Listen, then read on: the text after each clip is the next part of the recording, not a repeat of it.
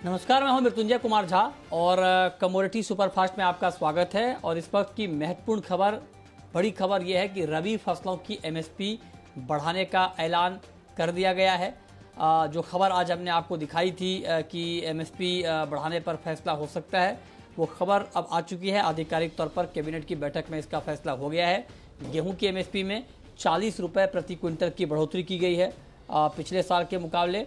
सरसों और मसूर की एमएसपी 400 रुपये प्रति क्विंटल बढ़ाई गई है। इसके अलावा चने की एमएसपी में 130 रुपये प्रति क्विंटल की बढ़ोतरी हुई है। जौ की एमएसपी में 35 रुपये प्रति क्विंटल और कुसुम की एमएसपी में 114 रुपये प्रति क्विंटल की बढ़ोतरी हुई है। सवाल ये है कि ये बढ़ोतरी क्या ठीक है या ज़्यादा बढ़ने चाहिए थे। इस पर बातचीत करने के लिए हमारे साथ हैं जाने माने एग्रीकल्चर एक्सपर्ट विजय सरदाना जी। सर, बहुत बहुत स्वागत है आपका विजय जी। बताएं सर, ये जो एमएसपी में बढ़ोतरी हुई है, सबसे ज़्यादा बढ़ोतरी मसूर और सरसों की एमएसपी में हुई है। हालांकि मसूर और सरसों के दाम अभी एमएसपी से बहुत ऊपर हैं। आप देखिए कि जो सरसों की एमएसपी है वो 5,050 रुपये है और अभी जो मंडियों में सरसों का भाव है वो 8,500 रुपये से ऊपर है। फिर भी मैं आपसे पूछना चाहता हूँ कि क्या एमएसपी में जो बढ़ोतरी की गई है ठीक है या आपके हिसाब से और ज़्यादा बढ़ोतरी होनी चाहिए थी? की है कि जिन दो फसलों में बाकियों के मुकाबले ज्यादा वृद्धि की गई है वो इस देश की जरूरत ज्यादा है। इस देश में कार्बोहाइड्रेट की प्रोडक्शन काफी होती है, जिसको हम बोलते हैं गेहूं या चावल या चीनी। तो वहां पे अगर हम ज्यादा एमएसपी बढ़ाएंगे तो जो क्रॉप डाइवर्सिफिकेशन चाहिए, जो हमारा आयात पे निर्भरता है, हम उसको कम नहीं कर पाएंगे। इसलिए सरकार का ये निर्णय सही है कि तिलहन पे और दालों पे एमएसपी बढ़ाई जाए, ताकि किसान कार्बोहाइड्रेट, जिसको व्हीट और राइस कहते हैं या गन्ना कहते हैं, वहां से हटके तिलहन पे आए। और वैसे जो आपने कहा कि इस समय मार्केट रेट भी 80-90 रुपए के आसपास है तिलहन का, तो मुझे लगता है कि किसानों को इसके बारे में सोचना चाहिए। तिलहन में कॉस्ट ऑफ प्रोडक्शन कम होता है और रियलाइजेशन ज्यादा हो रहा है और एश्योर्ड मार्केट भी है, तो इसका फायदा किसानों को उठाना चाहिए। और जिस सोच के साथ ही एमएसपी में बदलाव किया गया है वो सोच ठीक है कि हमें अब डाइवर्सिफिकेशन की तरफ जाना है।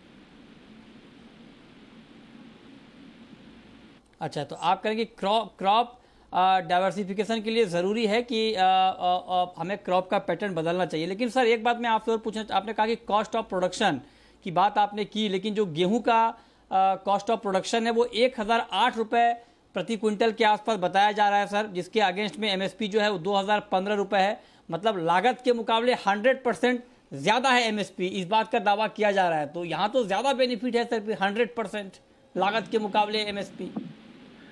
बिल्कुल सही है कहा आपने, लेकिन अगर आप एब्सोल्यूट अमाउंट देखेंगे कि किसान की जेब में कितना आ रहा है, अगर किसान सही तकनीक लगाता है मस्टर्ड की और उसमें अगर आप रियलाइजेशन देखेंगे तो पर एकड़ रियलाइजेशन मस्टर्ड में गेहूं से ज्यादा होगा, अगर किसान सही तकनीक का इस्तेमाल कर रहा है। और दूसरी तरफ व्हीट में आप जो बात कर रहे हैं, वहां पे प्रोडक्टिविटी काफी जगह पे स्टेगनेंट है और जो वहां पे रेट दिख रहा है वो 100% जरूर ज्यादा है। लेकिन अगर किसान की दृष्टि से, व्यापारिक दृष्टि से या वाणिज्यिक दृष्टि से अगर किसान सोचेगा कि 1 एकड़ में जो उसको व्हीट वर्सेस रेपसीड की जो या मस्टर्ड की जो आउटपुट मिलती है, उसको मस्टर्ड में ज्यादा फायदा होगा। अच्छा, ये बढ़िया बात आपने बताई सरदाना जी। मैं आपसे एक सवाल और पूछना चाहता हूँ, क्योंकि आप एग्रीकल्चर के एक्सपर्ट हैं, आप खेती की ज़मीन को भी बहुत बखूबी समझते हैं। तो आप जरा बताएं कि जिस खेत में गेहूं की खेती होती है ठीक ठाक तरीके से लंबे वक्त से, अगर वहां पर कोई किसान क्रॉप चेंज करना चाहे कि गेहूं की बजाय सरसों की खेती करना चाहे, तो क्या उस खेत में सरसों की खेती अच्छे तरीके से हो सकती है पर्याप्त यील्ड के साथ? सरदाना जी, बिल्कुल सही कहा आपने। देखिए, गेहूं का और सरसों का जो टाइम और सीजन है वो सेम है। इनफैक्ट मैं तो किसानों से ये कहूंगा कि अगर आपके पास 10 एकड़ जमीन है तो आप 5 एकड़ में गेहूं लगाएं, 5 एकड़ में मस्टर्ड लगाएं और अगले साल उसको बदल के लगाएं। जहां पे गेहूं लगाया है वहां मस्टर्ड लगाएं, जहां मस्टर्ड लगाया है वहां गेहूं लगाएं। तो उससे जमीन की उर्वरकता बनी रहेगी और आपकी प्रोडक्टिविटी भी मेंटेन रहेगी और दोनों फसलें साथ साथ एक ही सीजन में लगती भी हैं। अच्छा, चलिए, ये बहुत महत्वपूर्ण बात आपने कही सरदाना जी। और अब देखिए कि हालांकि गेहूं में भी जो लागत है उसके मुकाबले 100% ज़्यादा एमएसपी का कैलकुलेशन यहाँ पर दिया गया है। अगर मान लीजिए एमएसपी गेहूं का जो गेहूं की एमएसपी है और जो लागत है अगर 100% ज़्यादा है, तो आप सोचिए कि सरसों में कितना फ़ायदा हो रहा होगा, क्योंकि सरसों में भी लागत के मुकाबले जो एमएसपी है वो 100% है, लेकिन जो अभी प्राइस है वो एमएसपी से भी 3,500 रुपये ज़्यादा है। तो इसको अगर आप तो आप ये मान के चलें कि 150% से ज़्यादा का कैलकुलेशन बैठेगा ऐसे में लागत के मुकाबले जो एक्चुअल प्राइस है इस वक्त मस्टर्ड का मंडियों में। अगर यही भाव आगे रहता है तो, हालांकि ये भाव नई सीजन में नहीं रहेगा, जब अराइवल का टाइम होगा तो दाम कुछ कम होंगे, लेकिन कुल मिलाकर ये कैलकुलेशन आ रहा है कि 100% लागत के मुकाबले ज़्यादा एमएसपी यहाँ पर दी जा रही है लागत के मुकाबले। हालांकि लास्ट ईयर के मुकाबले 400 रुपये प्रति क्विंटल एमएसपी बढ़ी है मस्टर्ड की, मसूर की, और 40 रुपये गेहूं की। बहुत शुक्रिया सरदाना जी आपका हमारे साथ जुड़ने के लिए और डिटेल में बताने के लिए कि ये बढ़ोतरी कितनी जायज़ है। अब आपको फटाफट बताते हैं कि आज के लिए आप कहां पर ट्रेड ले सकते हैं। बताने के लिए हमारे साथ हैं अमित सजेजा। अमित जी,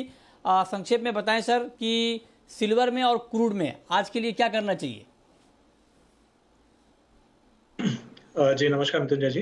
देखिए चांदी में मुझे लगता है कि एक 64,500 से 300 जोन में अच्छा सपोर्ट बन रहा है, तो टेक्निकली बाय का रुख बैठेगा अगर ये 64,500 के करीब मिले, और अपसाइड में 65,400 तक का टारगेट लिया जा सकता है।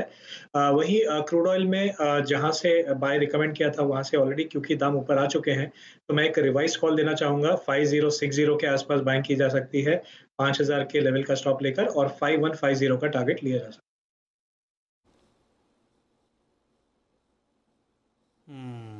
ठीक है, तो ये राय हो गई आपकी। अच्छा, अब आप ये बताएं सर कि नेचुरल गैस का मार्केट अभी आपको कैसा लग रहा है। जी देखिए नेचुरल गैस में भी ओवरऑल जो ट्रेंड है वो बाय बना हुआ है। हाँ 345-46 के रीजन में जरूर हमने रेजिस्टेंस देखा था, बट क्योंकि एक फॉल ऑलरेडी आ चुका है तो मैं डिप पे अभी भी बाइंग रिकमेंड करूंगा। और अपसाइड में मुझे लगता है कि न्यू रिसेंट हाई यानी 346 से 348 तक के हाईज हमें देखने मिल सकते हैं, तो बाय ऑन डिप की रणनीति अपनाई जा सकती है। ओके, जिंक और एल्युमिनियम ये दोनों मेटल के काउंटर इस वक्त आपको ट्रेड के लिहाज से कैसे दिख रहे हैं।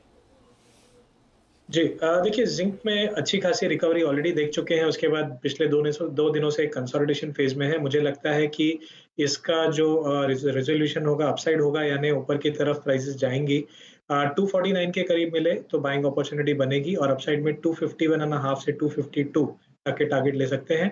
वही एल्यूमिनियम में क्योंकि अभी भी सप्लाई कंस्ट्रेंट्स बना हुआ है, जिस तरह से रिसेंट जो डेवलपमेंट हुई है फंडामेंटल फ्रंट पे, तो उसके चलते एल्यूमिनियम में भी तेजी के आसार बने रहेंगे। 219 के करीब बाय किया जा सकता है, अपसाइड में 221.50 से 222 तक के रेंज के टारगेट लिए जा सकते